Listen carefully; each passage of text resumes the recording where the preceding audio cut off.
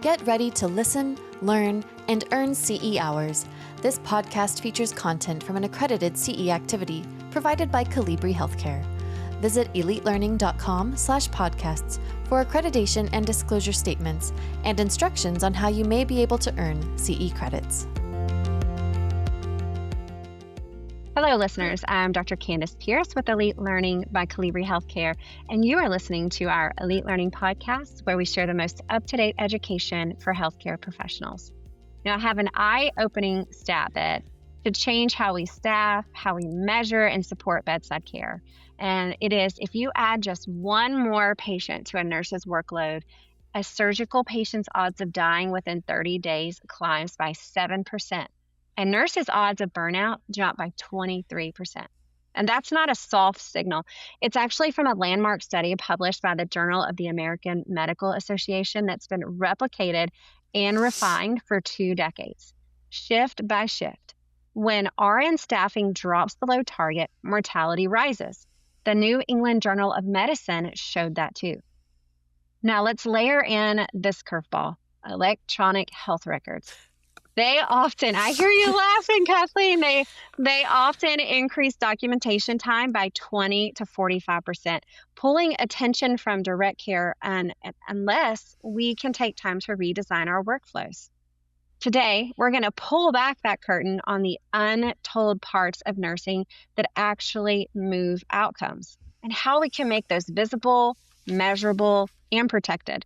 And I am absolutely thrilled to be joined by Carr and Vollman, a critical care clinical nurse specialist, educator, and a respected nursing leader. Kathleen, thank you for joining me today.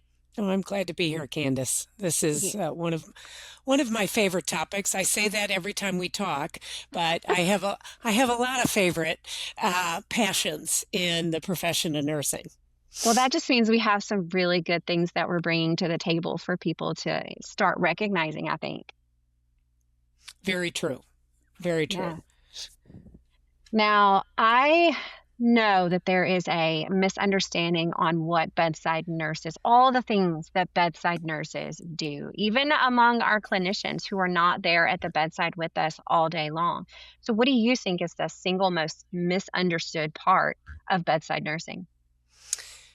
For me, I think the single most misunderstood is that it's all about the absence rather than the presence of the care that we deliver.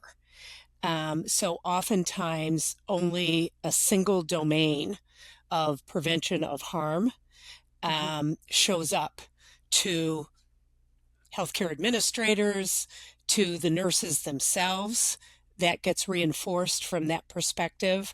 And one of the projects that I'm very proud to be a part of is the Blueprint for Change in Acute and Critical Care Nursing, which outlines 9 domains where nursing work is visible.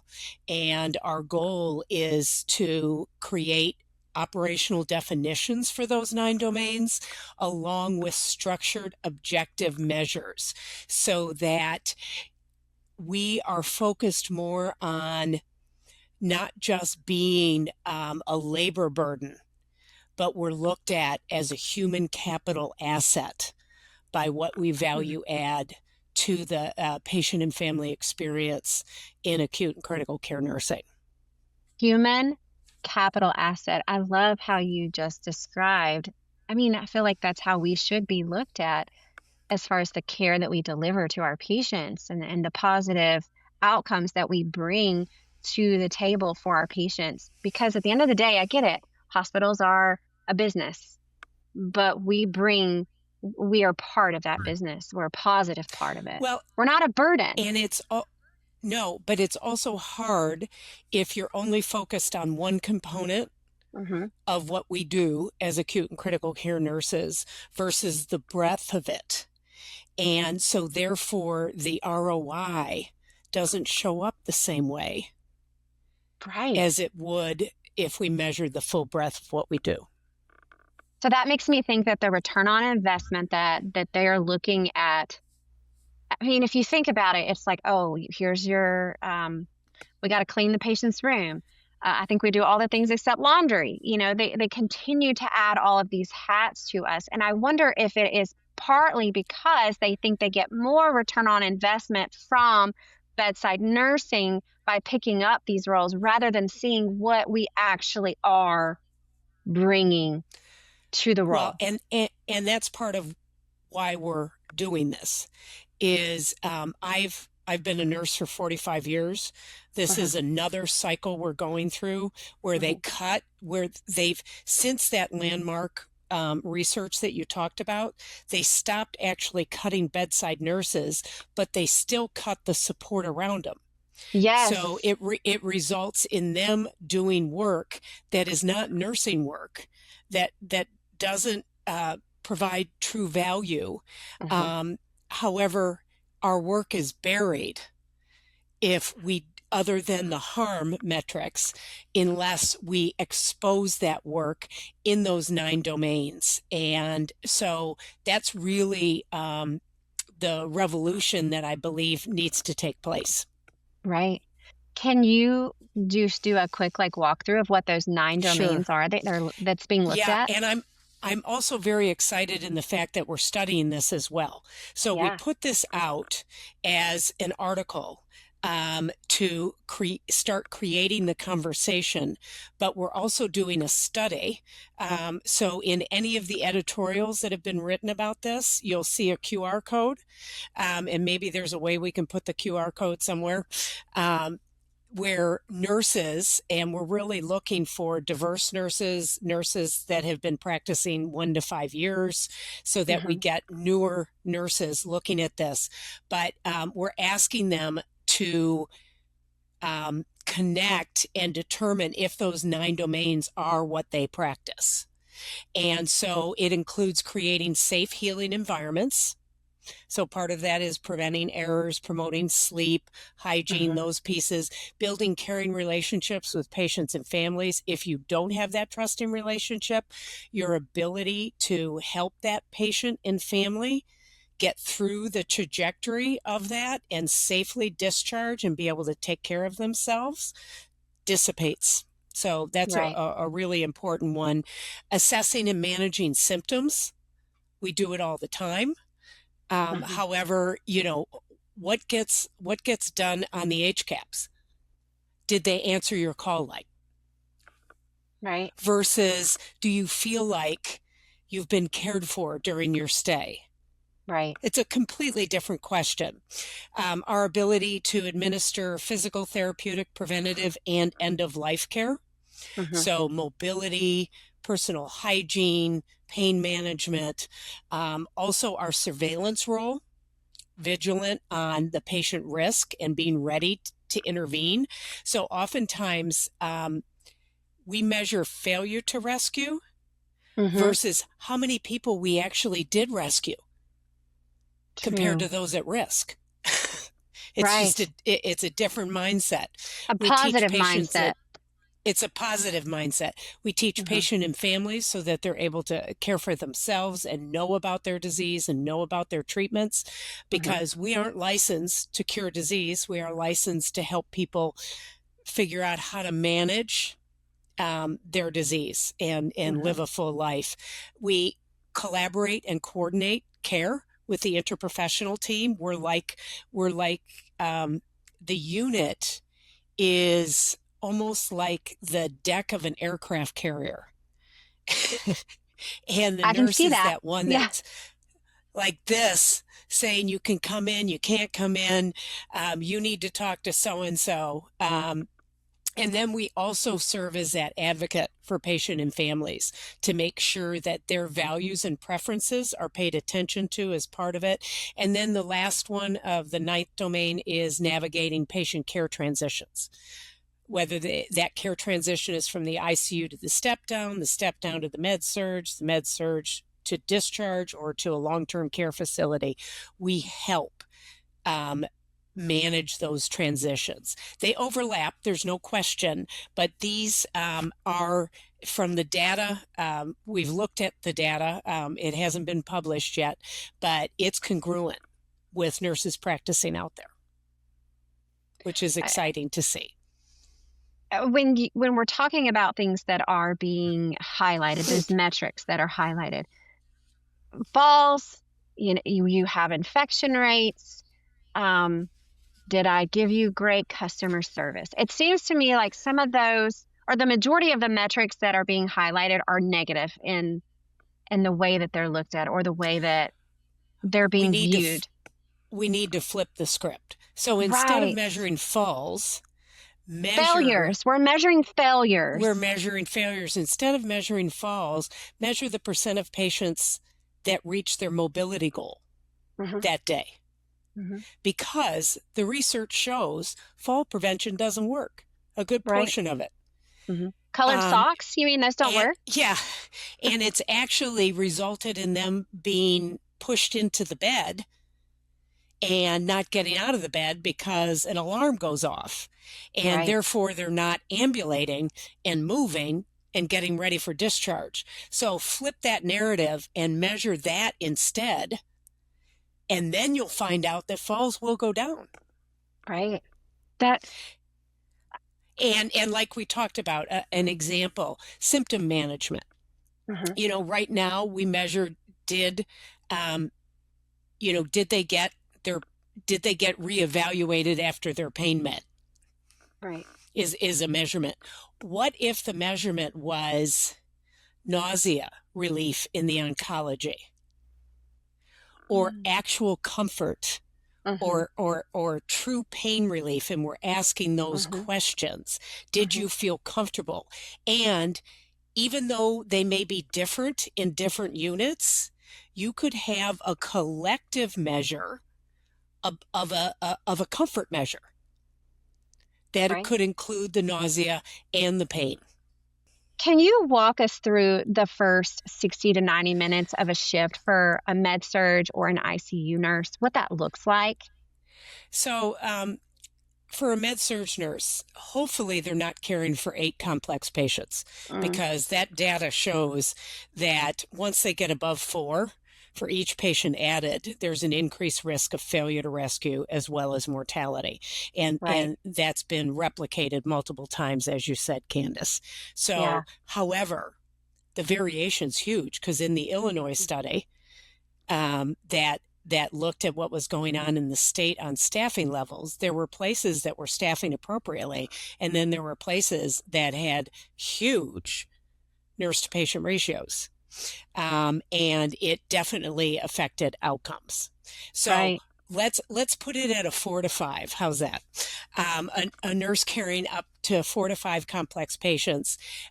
It starts with handoff. The physical handoff, that's usually done right at the bedside with the patient. So they're immediately assessing that environment. That's they're the surveillance. Talking to the patient, there's surveillance, they're assessing any of their psychosocial as well as physical needs at that point. And the family may be there, so they may then be answering family questions as a part of that. And then surveillance starts with, I got the history, and hopefully, if we do this right, I've taken care of this patient the last 2 days that I worked. So I know this patient, and knowing this patient allows me to do that individualized care, determine what those risks are. And even if I don't know that patient, the history I get from the previous nurse allows me to already be thinking about what micro interventions I need to be doing to reduce any kind of risk and meet the needs of the patient for their comfort, for their activity, and for general care delivery. Right. Define micro interventions, because I think it is so important. Like, as a nurse, we don't document all the things that we do, because if we were documenting all of the micro interventions that we were doing, I don't think we would ever leave the computer. So when we talk about micro interventions, that micro intervention, assessment of emotional needs, oftentimes that never gets documented. No. But I'm assessing that when I'm having a conversation with them. I'm also looking at their level of consciousness. I'm looking at, are they looking at me? Are they going to be able to feed themselves? What's their movement about? All of that, none of that gets documented. Right. And in my perfect world, because that's where I live, Don't we all? and I work really hard to get everybody else to hang out in Uh-huh. my perfect world, it is when EHRs become beneficial to us is when the data is hooked in and directly goes to the computer. I walk into a room, I say, I'm caring for Mr. Smith today. We're going to start the head to toe assessment, and that plugs in Uh-huh. as Uh-huh. I go. So it's doing this listening and Uh-huh. documenting, and then all I have to do is confirm that that is Yeah, there. At that's that amazing point, idea. we will truly, and by the way, there are studies going on that right now. Yeah. But that will truly capture a Uh-huh. lot of those micro interventions that never get documented. Because, meds get documented. I gave a Uh-huh. bath, those kinds of things. But all the other pieces Mm-hmm. that are But involved in those 9 domains don't get covered. even in a bath, there are so many micro interventions that we do that actually don't get captured. Absolutely. One, literally, can they do it themselves? Yeah. I'm assessing what is Mm-hmm. their level. Can they help me turn? I'm looking at the skin for pressure injury Uh-huh. risk. Uh-huh. While I'm giving the bath, I'm looking at the color of the skin Uh-huh. as well as the temperature. I am, by the way, when you're in somebody's intimate space like that, Uh-huh. versus sitting in a chair and talking to them, they will tell you stuff. They will tell you that I can't pay for my meds, Yes. or that Yeah. all I'm eating is canned vegetables full of salt and I have heart failure and that's why I'm back in here. They will Right. tell you those things when you're in their intimate space. Well, and you're also, every time you get them to hold a washcloth or, clean something themselves, that is range of motion that you're doing with them. You're showing them that they have the ability to be able to do Right, it. the Because sometimes empowerment. yes, the empowerment is so important because a lot of times they're scared or they're nervous. But when you kind of just help them to see, oh, I can do this, or you talk them through ways that they can achieve this at home by themselves. Well, and I would tell you one of the things that we don't do well is we strip people of their decision making the minute they enter a hospital. We Uh-huh. need to be better at individualizing Uh-huh. that care, and involving the patient more in the care. And I believe those things can happen if the numbers are reasonable in my Right. If we ability had to. That's more right. time, more time to be able to work with the patient to help them learn how to take care of themselves, because a lot of times they're going through something they've never been through and they don't know what their options are. They don't know what their abilities are. And then just being able to empower them and spend time with them. But we've lost the ability to spend time with patients to help them through those things because of all the other hats that have been placed on our head because of the invisible actions that are not measured. Which is the reason for this blueprint for change. Mhm. I'm very excited to say after the original article, there has been roughly, we're probably at 12 or 14 editorials in Yeah, all the major nursing journals. that's So amazing. getting the word out. We Mhm. have national presentations on this. I was so excited that you picked this as Yes. as a topic for this podcast, because the more we can get the word out that nobody's going to fix us but Mhm. us. Yeah. We have to drive it, and we're in conversation with CMS, we're in conversation with Joint Commission, we're in Mhm. conversation with Magnet to push these different measures. Right. That is so good. I'm so excited for this. I want to talk about anticipatory actions as well, because anticipatory actions that we do are also not usually captured in an EHR. And those, we know that those anticipatory actions are going to avert some downstream events. So, what are some of those and how could we measure those? Well, a perfect example is instead of measuring the people who got the pressure injury, measure the people at risk who didn't get the pressure injury because they had the anticipatory interventions put into Mhm. place. Right. It's a good one. Hmm. Wouldn't that be lovely? Yes. Yes. Yeah. So, and the same with the percentage of patients at risk for failure, or at risk for deterioration, Hmm. that the nurse, through their anticipatory work, has prevented that from happening. Right. I think it's Different ways, yeah, different ways to look at it. right. Even titrating oxygen is a good example of anticipatory actions. We don't necessarily document that well. We'll say in our next assessment, maybe 2 liters, or we'll say 1 liter, and so that shows that we've dropped it down. But we're actually looking at them. We're actually making sure we're walking into that room more times than not to make sure that the patient is okay as we titrate things down. And we're also changing their position to facilitate the breathing. Mm-hmm.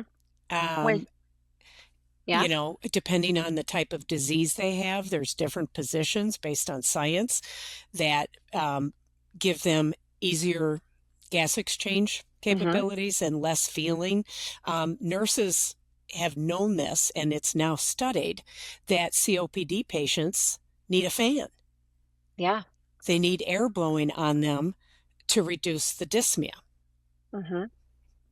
Well, another one that we don't really think about is de-escalating agitation before agitation becomes A big agitation. thing, I mean, yes. like how do I say that? But you can tell when someone is moving in the direction of becoming agitated, and we're able to de-escalate them in conversation before they get to a point where they are agitated. And I also don't have to use meds Right. all the Mhm. time to do that. Right. So my voice, I mean, you hear my voice. For some Hmm. reason, people like my voice. My patients liked my voice. I would Yeah. get down by their ear Hmm. and start working with them to sync with the breathing machine, with their anxiety, and talk about things. And Hmm. just in this calm kind of rote voice, and they would just chill, Yeah. no meds.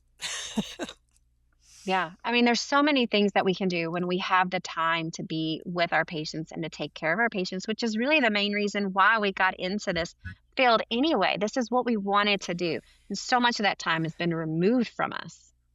Well, and a big one to me is the discharge process. Hmm. There is such an opportunity leading up to that to get them ready for the self-care, if we have time to be able to do that, and measure their competence before they leave us, and then Yeah. create structures to check on them to reduce Right. coming back because they have somebody to talk to.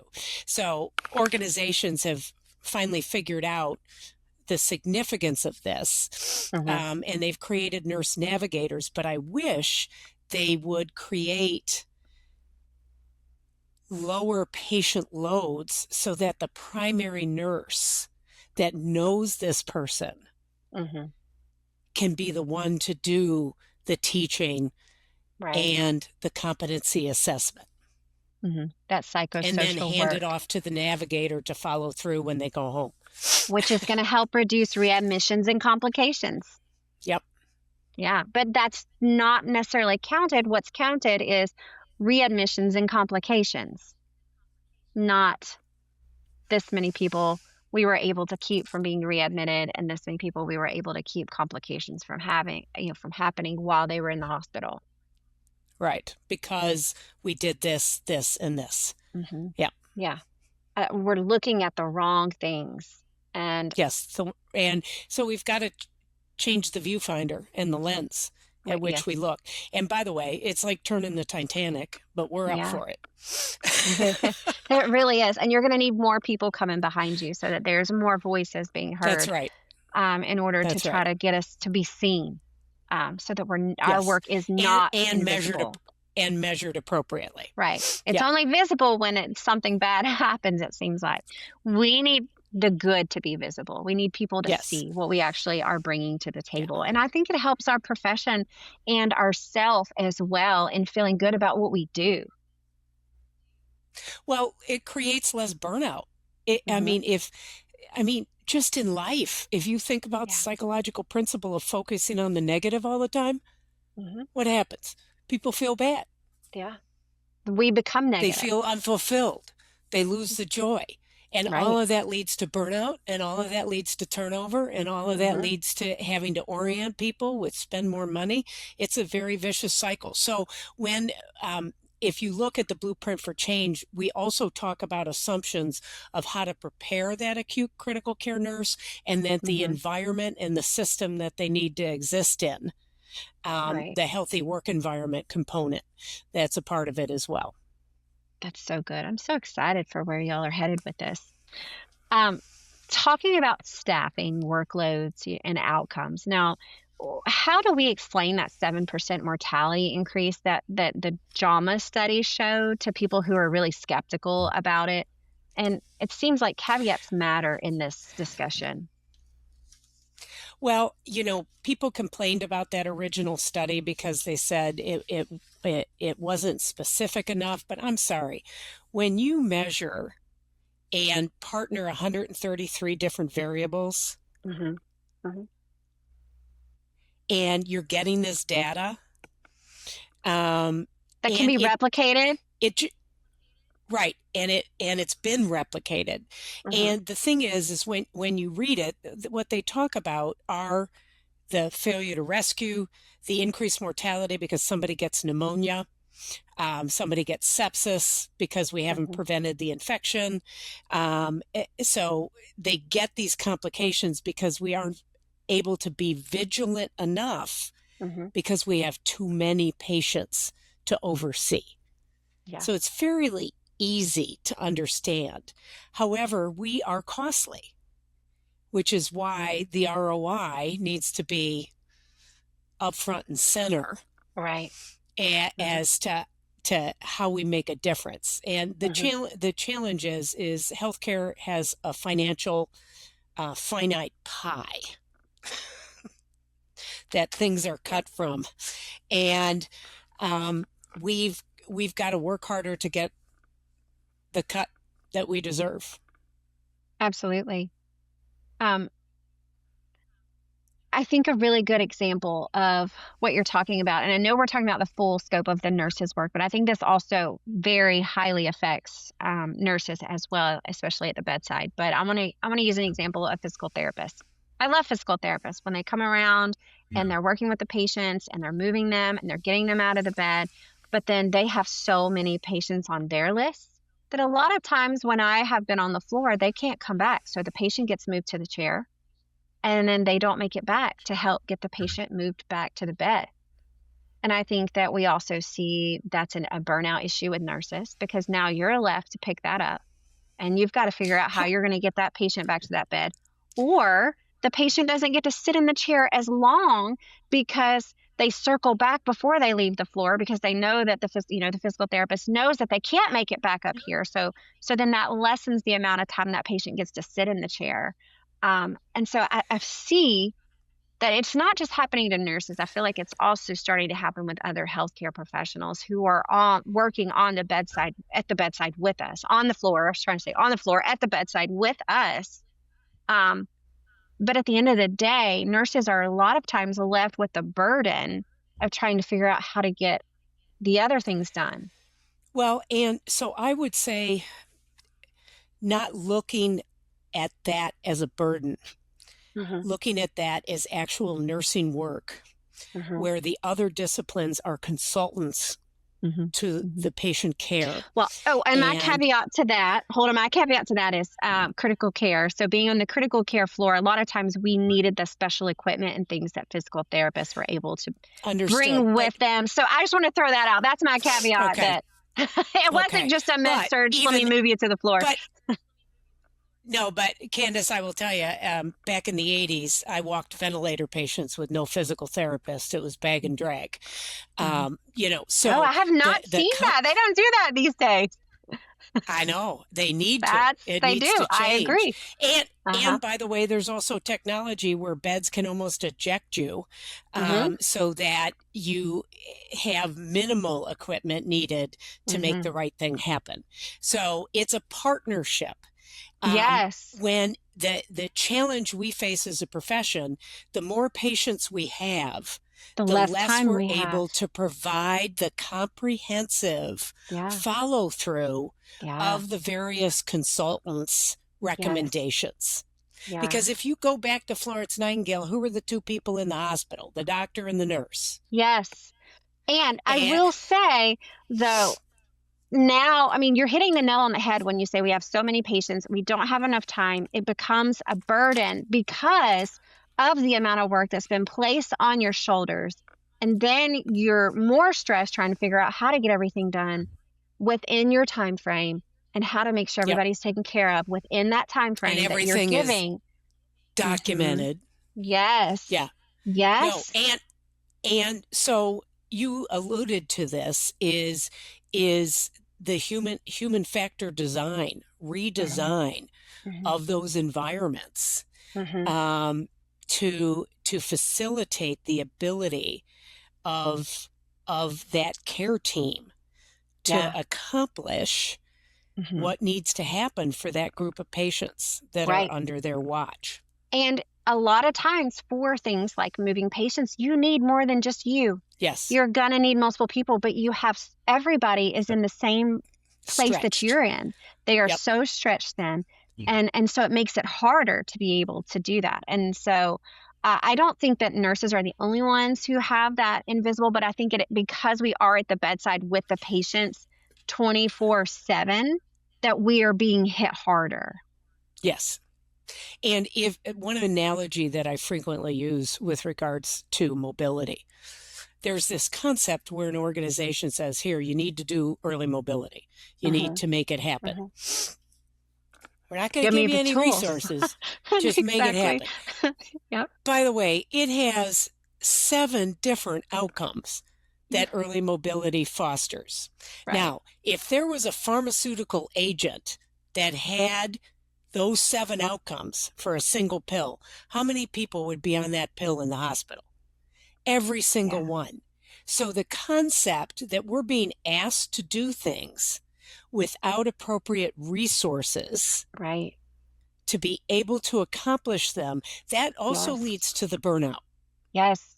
You and the articulated negative that. outcomes. You articulated that so much better than I did with my story. But yes, that's exactly kind of what I was trying to get us to, is to see that we are so burned out that uh, everything starts to become a burden, more of a burden, more of a And burden. that's why the healthy work environment component Mhm. goes hand in hand with the 9 domains. Mhm. Because I can know these 9 domains, I can have measures of these 9 domains, but if the environment is not set up Right.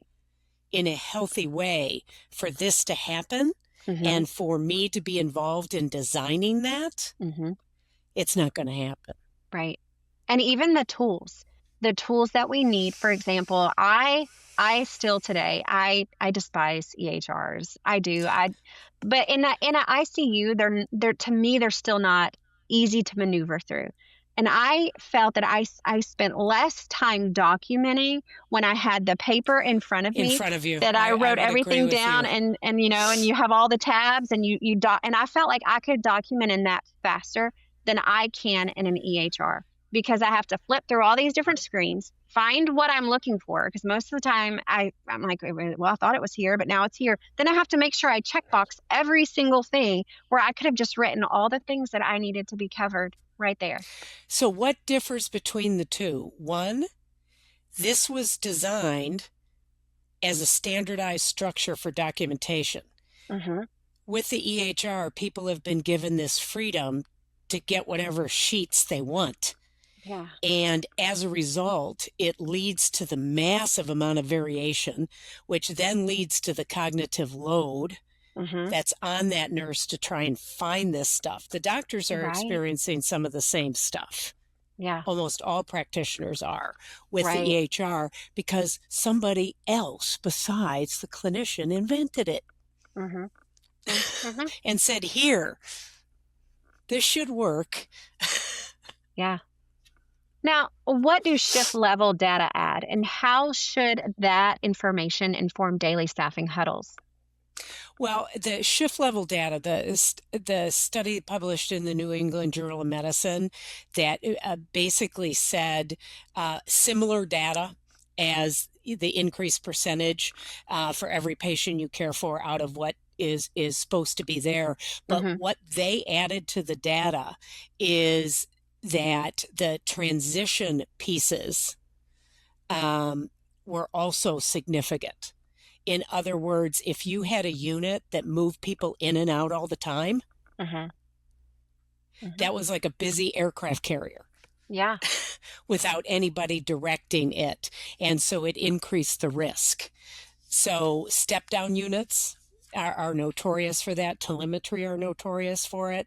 And so it's the sum of the transfer and the discharges can increase the risk of death by 4%. So if you're in a unit Mm-hmm. that has that, there has to be different human factor engineering design as to how that's managed, whether Right. it's a virtual nurse helping to manage admissions, data gathering on admissions, Mm-hmm. things like that. Those are strategies, but our huddles become more important. They're not just a head count of how many people I have, who's this, who's going out, and all of this. It's important to match the clinical skills Mm-hmm. and knowledge and the support to be able to manage that ebb and flow that can increase the risk. Absolutely. I want to move us to talk a little bit more about the measurement gaps that we've kind of been mentioning, where we're focused on more on the failures and we overemphasize the failures versus the success. When we look at that, what nurse sensitive indicators do you think better reflect excellent care? So, an example for me is measuring the time to recognition and response of a deteriorating patient Yeah. versus the failure to rescue. Yes, that's good. Yeah. So, and we have Muse and we have other early warning scores. So there are things that we can Hmm. use to be able to measure this. Um, like I said, quantify the number of high risk patients for pressure injury and those that didn't get it Hmm. Hmm. because we applied the prevention strategies. The call light drives me nuts. Yeah. Really, the concept is let's change that to do you feel cared for? Yeah. That's I a good mean, one. Hmm. somebody asked me a question in my thing. Did you feel cared for while you were here? Hmm. That's a huge Difference. Yeah. different. Yeah, that's the therapeutic. Is there genuine caring? Is there Right. trust and alliance with the patient and family? We talked about the symptom measurement. Um, uh, not just how pain is documented, but that the pain was managed Hmm. and the patient was comfortable. Not was Right. there no pain, Right. And that is were you comfortable? somehow I that know. became an unrealistic expectation to the point that I'm now like, you are going to have pain. Yes. What is a reasonable number that you're Yes. going to be okay with until you are healed from your surgery? Right. And by the way, when we move around, the It's pain's going to increase gonna hurt. and things like that. Yes. Yeah. Yes. Yes. And then, the adherence to mobility bundles. Mhm. Yeah, granted, that's a process measure, but you could do achieved a certain level of mobility upon discharge or prior to discharge as a metric Right. versus the absence of falls. That's so good too. So Yeah, it's I like flipping the those. narrative to the positive versus Yeah. the negative. Right. Now, if you could add three frontline nursing metrics to your hospital's quality board tomorrow, what would you add and why would you add those? So I think a good metric would be competence in your own self-care, Okay. because that would be a metric that we did our job in getting you Mhm. ready for discharge. And then you could connect that with readmission as That's a well. good one. Okay, that's So one. that's thought. I'm ICU as well, Candace. Yeah. So for me, the rate of successful planned extubations Mm-hmm. And I would also measure that, following spontaneous breathing trials, Mm-hmm. and then measuring the concept of self-extubation and all of that as part of it, Yeah. but measuring the positive of succeeding at Right. those. Yeah. Those are And good. then mobility. Mm-hmm. Um, the therapeutic self-care for discharge and the mobility across the entire spectrum of stay Mm-hmm. are critical. Those would be definite ones. Those are good ones. I like those. I do. And they make sense. And you can use them across the board, not just in the ICU, except for Right, extubation, of course. right. Um, but the other ones you can use across the board. Yeah. Now, when we're looking at metrics, how do we fairly attribute outcomes in team care without creating, pervasive incentives?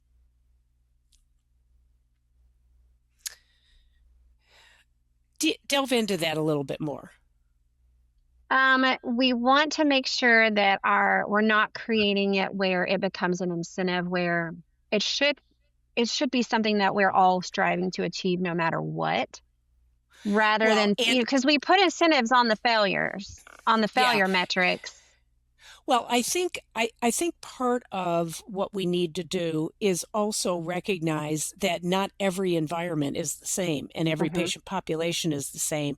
So maybe having some population specific precision. Hmm. We sort of talked about it with oncology, measuring nausea relief, with surgery, measuring pain relief, but maybe we call it a unit-based comfort measure, Hmm. Hmm. to measure it at the whole hospital level. So it would be specific for the patients you care for, but Right. it would be collective at the entire hospital level. What are your thoughts on incentives now? I mean, we have, we're more focused on failures, and yet we do see some organizations give incentives. What are your thoughts on those incentives? So, um, I'll be honest with you, I wish I had them when I was back because there was a lot of work we did that Well, had a lot of great outcomes. And yeah. some of it was nurse staying, retention. Mhm. Their Mhm. professional growth was another measurement that we used. Because nursing, for me, nursing really is a team sport. There's Yeah. individual Mhm. care I can provide, but it's also a team component. And so finding ways to incentivize teams Teams. Yeah. That goes back to is, your environment too, that you're yes, talking about, yep, creating a healthy working environment yep, versus creating an environment that becomes toxic, because now we're looking at it as a competition rather than caring for our a patients. collective, yes, Yeah. a collective goal. Mhm. And so to me, incentivizing environments and incentivizing the positive delivery of care versus the absence of it. Yeah. That's where I'd like to see the incentives switch. I think Now, we I will should. tell you, it's important that there are either positive or negative financial incentives. I tend to like Mhm. more positive Right. than negative financial incentives because that promotes the C-suite's Mhm. engagement in ensuring the resources are available Right. to the frontline clinician. A perfect example of this in 2008, when the government said we're not going to pay for a stage 3, stage 4, Mhm. there is no way we would have been successful at bringing in a wick-away pad that cost $3.20 when the Yeah. pad underneath the patient was previously 10 cents, Yeah. without being able to have at an administrative level how significant moisture was in creating pressure injuries and that we needed to prevent it. So there's some benefit to having those financial incentives, Right. because I've used those as a clinical nurse specialist to argue Mhm. implementing preventative nursing care with evidence-based processes and products Mhm. to have the right thing happen for the patient. Right. We need incentives, but we need to be careful that the use and the way we use our incentives and the incentives that we bring to the table do not create a more toxic, more Right. competitive type environment versus a healthy team collaborative environment. I think that at Well, the end of the and day, that's the what's important. last thing you want to see is a nurse manager going around wagging their finger, going, our pressure Yeah. injury rates are up, Yes. Yeah. versus, by the way, guys, here's how many we had at risk. Here's how many we prevented. We've Hmm. still got some challenges. Yeah. Let's work on it as a team. Yes. So much better. Now, I want to talk about time at the bedside. Where does the time go? We're at the shift, we start the shift, and you are so busy trying to get everything done that you're like, where did the time go? But what are the biggest non-value added tasks that nurses do each shift? And can leaders help remove them? Well, EHR. So clearly a smarter listening EHR Yeah. Uh-huh. bleeds into the very monitoring systems, all the wireless stuff dumps in there. Hmm. Stop having 90 million different companies with different stuff Yeah. that the nurse has to manipulate. All of it should be a priority for IT to bleed that into the EHR so that the nurse and the physician are just confirming the data. That's one. That's good. Yeah. Structure and standardize the way that documentation is taking place. The variability in that documentation is crazy. Uh-huh. The other is stop deleting ancillary help. Linen, trash, runners, all of those things allow the nurse to actually work at the bedside Right. with the patient, delivering the care. When we are pulled away from the bedside on non-nursing tasks, I mean, they've gotten rid of clerks. So the nurse is answering the telephone and doing, the order processing piece. Yeah. Doesn't need to be. Right. And then just inefficiencies of systems. So the data shows a Pyxis type machine, yes, has improved efficiency. But if then my hospital cheaps out and buys a refrigerator that's not connected to the Pyxis, or the cabinet that has the fluids in it not connected to the Pyxis, that's 3 more steps I as a nurse then have to go through. That has increased my inefficiencies. Yeah. Or duplication of effort to prevent harm from taking place, or flipping the narrative, making sure the right thing happens. Yeah. I worked at a facility that I actually loved what they did with medications because I only had to go to a machine to pull my medications if they were PRN medications. They had a system where they had an envelope and they had a locked cabinet in the patient's room, and you would have your key on your arm and you would go into your patient's room, obviously make sure you have water and all those things, but I did not have to leave the patient's room, and I pulled their medication out of the cabinet, out of the folder with their name on it, and scanned it before I used it and gave it to my patient versus having to go wait in line for everybody else to finish pulling their meds so that I could pull my meds. And that's the appropriate use of pharmacy techs. Yes. Delivering it at point of care. It also reduces the chance of error. Right. Because... And it was a great system. The pharmacy brought up the envelopes to each floor, and then the charge nurse before the end of the shift would go and switch out the envelopes. Well, and my thought process is, why wouldn't a pharmacy tech switch out those envelopes? I don't know. I don't know about that, but do it. That's I think one of those efficiencies. Yeah, and it's definitely an efficiency. But if I look back at it today, I would probably say maybe because of the key. I don't know if they just didn't have the keys, because each floor had their own key. Right. So maybe that played into their decision. But I just thought that was the most efficient way for nurses to be able to have more time at the bedside. I didn't have to go fight for a line spot in order to get to the Pyxis machine. Like, I just went into my patient's room. And it was also a protected area. Yes. Because it was just you and the patient. Yeah. You weren't getting interrupted. Right. Multiple times.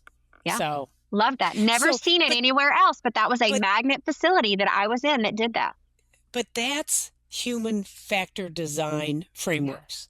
Mhm. We have to be better at that, of looking at the environment, looking at how people work in the environment, starting to use more engineers and bioengineers to come into the environment to work with us, not design our stuff, but Yeah. partner with us Yeah.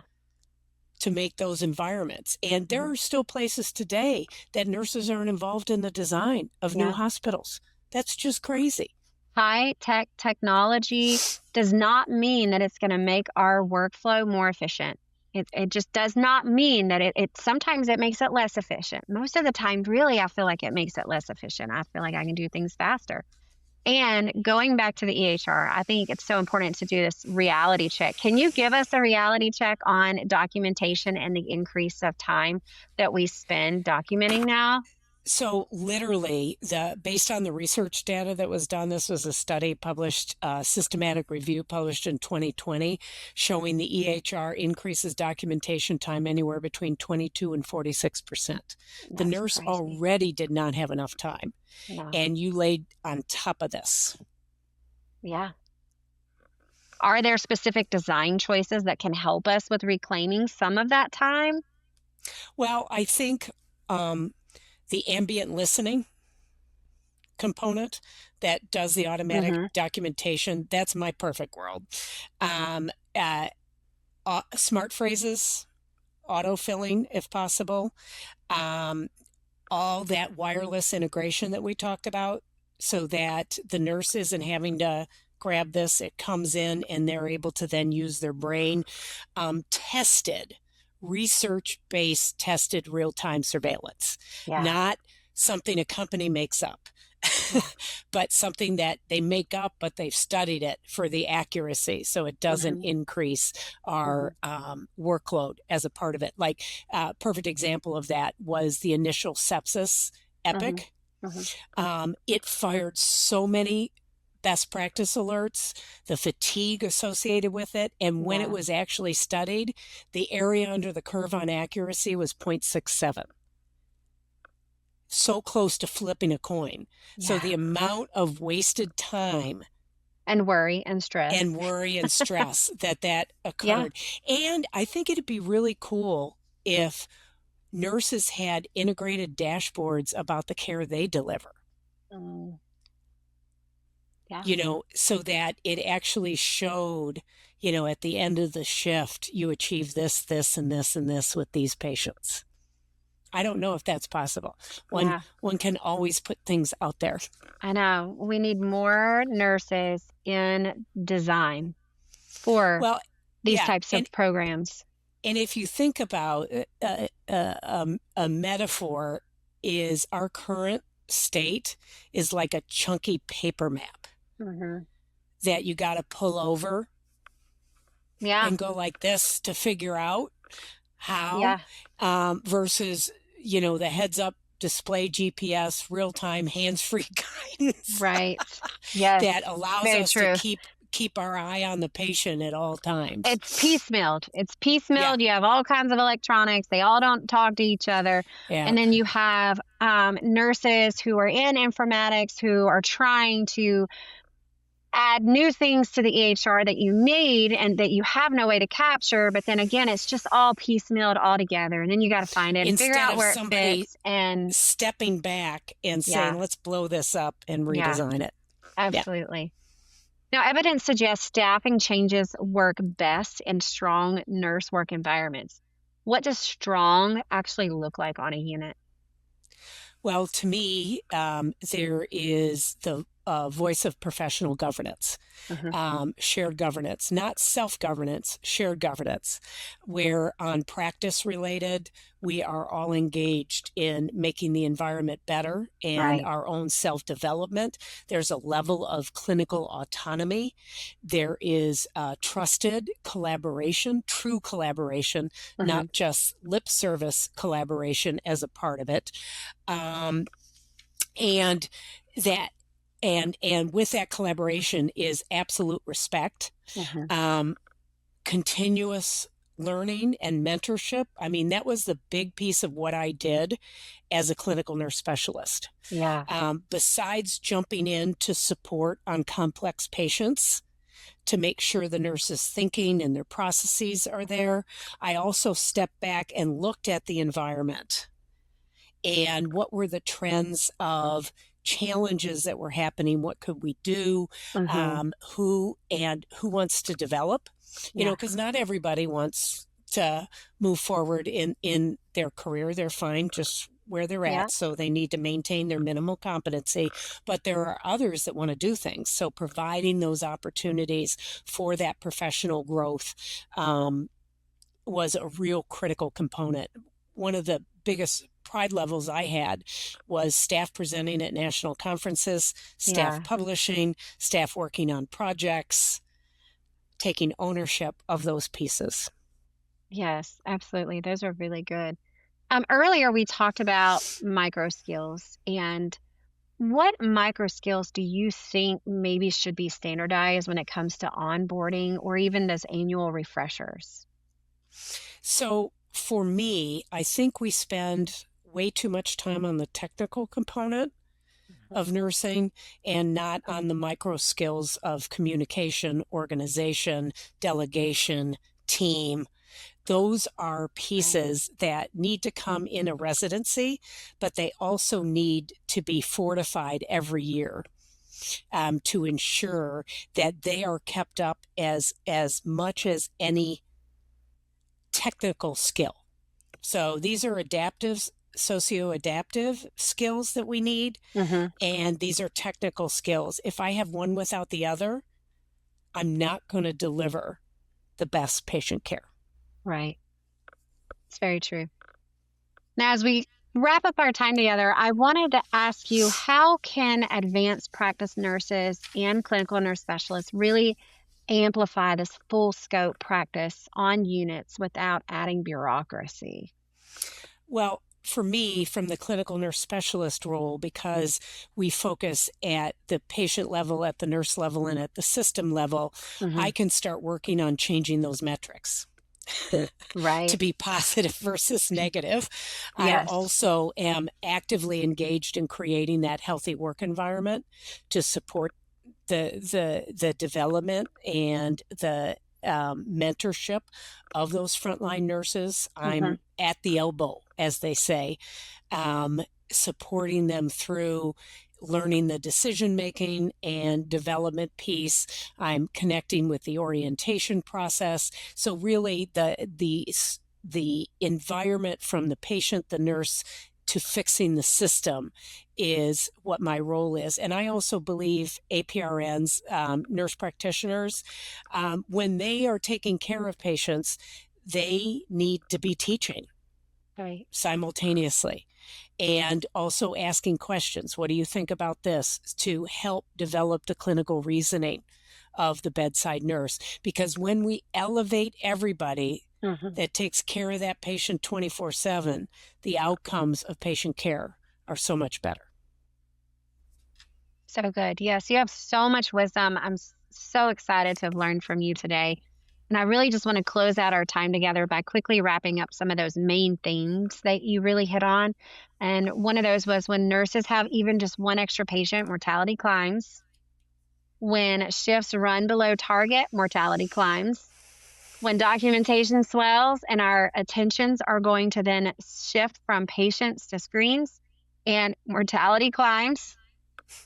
So see, is this a theme? There's a message. There's a theme going on here.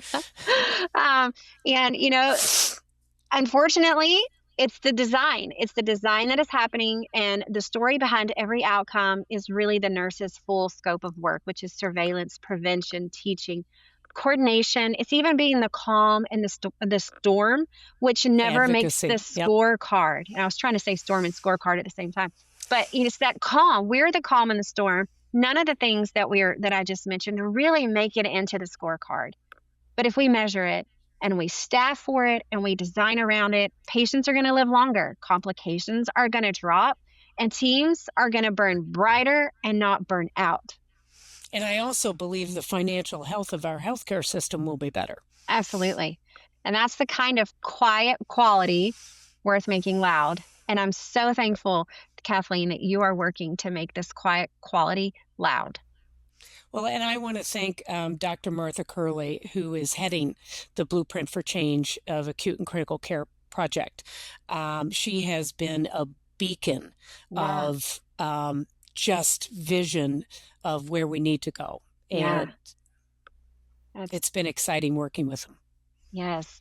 And, Kathleen, I want to say thank you for being here, for pushing the conversation past tasks and really helping us see the impact and just bringing this topic to the front of the line.